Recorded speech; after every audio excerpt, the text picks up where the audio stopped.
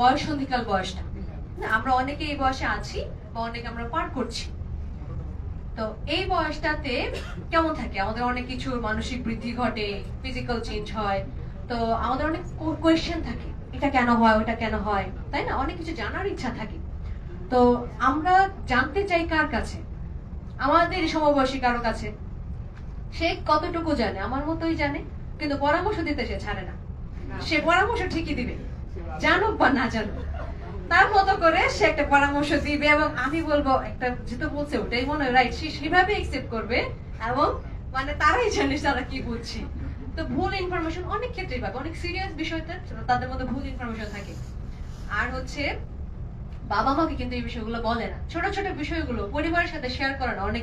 অনেকে পরিবারের সাথে ভালো কথা শেয়ার করতে লজ্জা পায়, রাগারাগি করতে কোনো লজ্জা নেই, বেয়াদবি করতে কোনো লজ্জা নেই, ওই ক্ষেত্রে গলাবাজি করতেছে বাবা মার সাথে, কিন্তু আমরা কিছু জানবো, কিছু শিখবো, ওইখানে গেলে লজ্জায় সে মুখ দেখাতে পারে না। এরকম আছে না? আচ্ছা, তো এই ক্ষেত্রে হয় কি, বাবা মার সাথে সন্তানের সম্পর্কটা দূরত্ব বাড়ে এই বয়স সন্ধিকালে।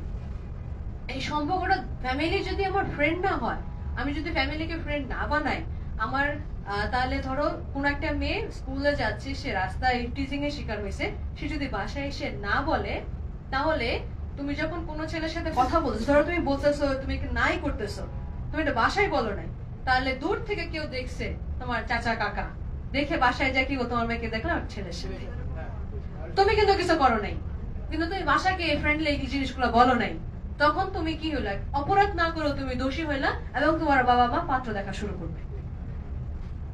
সো ফ্যামিলি মেম্বারের সাথে ফ্রেন্ডশিপ রাখাটা খুব জরুরি।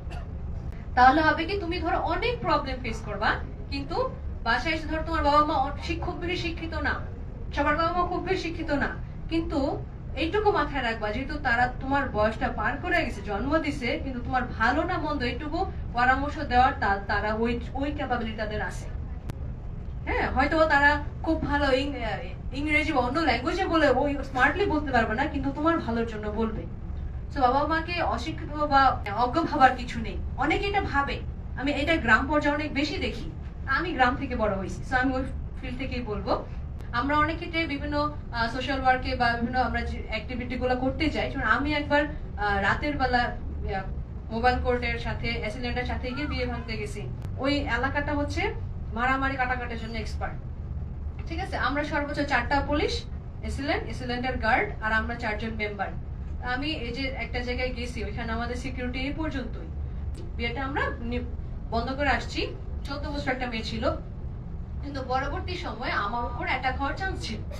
পরবর্তী সময় এটার একটা জেদ থাকে যে আমার আব্বুকে সবাই পুলিশ নামে ডাকে, তো পুলিশের মেয়ে এই কাজটা করছে, সবাই জানে ছোট মেয়ে কাজটা করছে।